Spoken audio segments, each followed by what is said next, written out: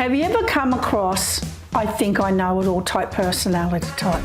You know, that person who likes to have the limelight, they like to push into conversations and give their opinion, and sometimes they can be quite forceful and they demand the attention within any group, and they enter your conversation without being invited.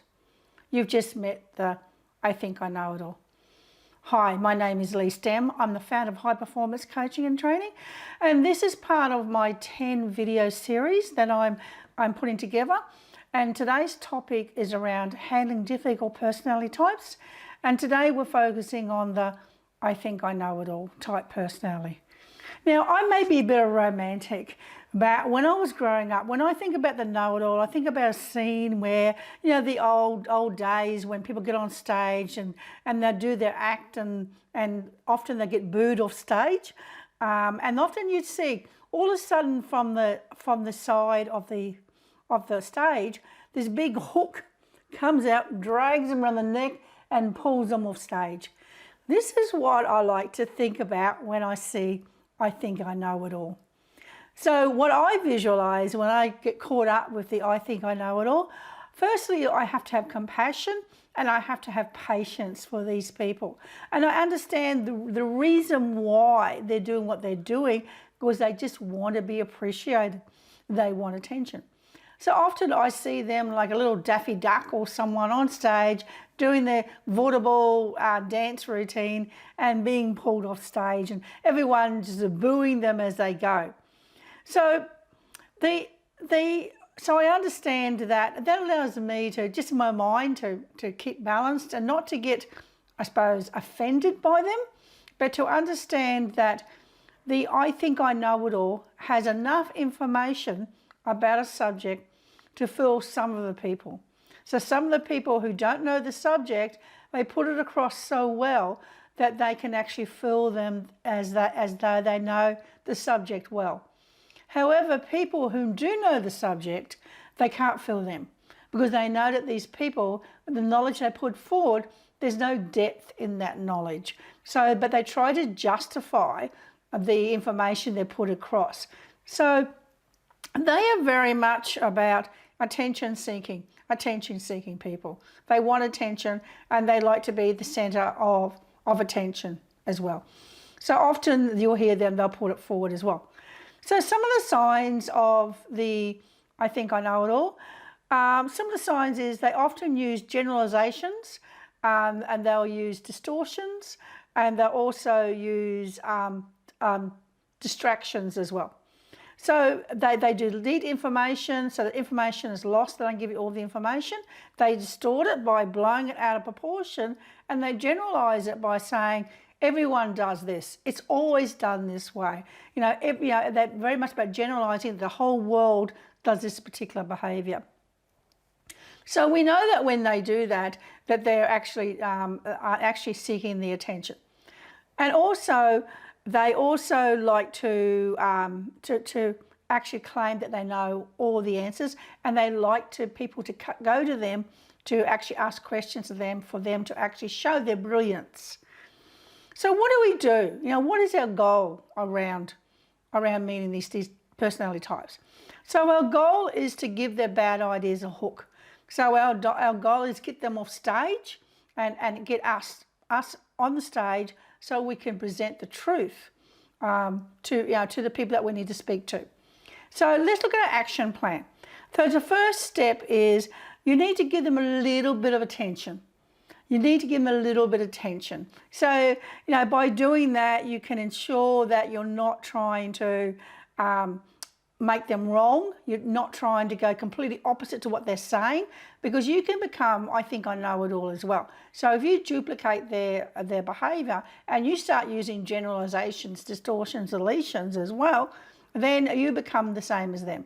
So it's very important not to duplicate their behaviour, but give them a little bit of attention as well. And then when you're giving them attention, what you can do is you can paraphrase back, but you paraphrase back with enthusiasm. You paraphrase back with the tonality that you're not trying to be aggressive or you're not trying to make them wrong. So we've got to be very careful. Remember, tonality is 38%. So once we do that, then we have to look at it, well, let's look at the positive of this person. You know, in 10 years' time, will it really make a difference if we didn't try to corner them or make them wrong? Does it really make a difference? You know, sometimes it's our ego that we want to prove other people are wrong as well. So look in 10 years' time, you know, maybe it's almost like don't sweat the small stuff. Don't get so hooked up on things that are distractors. So therefore, it's important for you to focus on the goals and the vision and the things that you want to do and not being distracted by this top of behaviour, because you may find it very, very annoying. So when you find it annoying, you may be focusing on that instead of focusing on who you want to become and what goals you want to achieve. So looking at that, remembering the two important traits that you need to develop is patience and compassion for these people. So patience and compassion. So once you give them a little bit of attention, then you can start to clarify their details. So this is what you, so when you start clarifying your details, you can start to use questions like, you know, when they start using generalizations and distortion deletions, you can go, you know, I'm just wondering, where specifically did you find that information from? So I'm asking them questions to give me more details. I'm trying to get more details from them, so that I'm making them think and stop, so that they start to think about, okay, what are some of, you know, what's the information I already know, and also it's giving them a bit of an idea as well that maybe they're not the know-it-all at all. So they're getting a bit of insights of themselves. So when I ask them those questions, of the clarification questions and specific questions, I'll go, who specifically are you speaking about? What information did you gather this from specifically? Okay, so be caution, however, always be caution that of your non-verbal communication during this as well. So if you're sarcastic or you're being abrupt, it'll come across as though you're being sarcastic and abrupt. And I think I know it all, they want to lose face. They want to be attention grabbers. So if you corner them in a corner, they're going to come out defending themselves. They're going to come out fighting with you. So once you start to ask those types of questions and be very curious about that, because you don't want to humiliate the I think I know it all in front of people. When you use humiliation as a tool, then that destroys relationships forever. So always try to be respectful. Then step 3, you tell it as it is. So that's where you bring the conversation back to facts, and you bring the conversation back to reality. So these are the conversations that are important for you to step into. Remember, not all conversations you have to you have to step into. If they're trivia, just things to watch on TV, or just crazy things that has no impact in 10 years' time, so there's no reason for you to actually make I think I know it all wrong. But the funny thing is, lots of people will start to notice their behaviour anyway. And lots of people will start to avoid I think I know it all, because they understand that the conversation is usually about them, how good they are, how good their knowledge is, and they don't usually seek for other people's opinions at all. So lots of people tire when they actually start listening with them. So and often you'll hear comments coming back like, oh, don't get him started, or don't get her started, he'll be here forever, you know, kind of thing as well. So the behaviour that person's doing, after a small amount of time with that person, it kind of wears you down. So I think I know it all does lose their audience, because people start to wake up to them.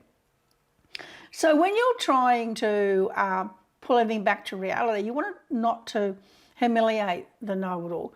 So you may say things like, in my perspective, it is this, or the way that I viewed it, it was this.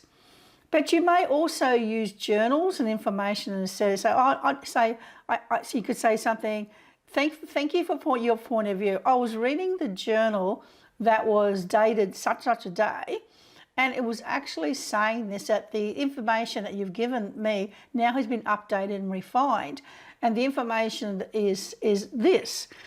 And I know that you've been really, really busy, and you probably haven't had a chance to read that yet.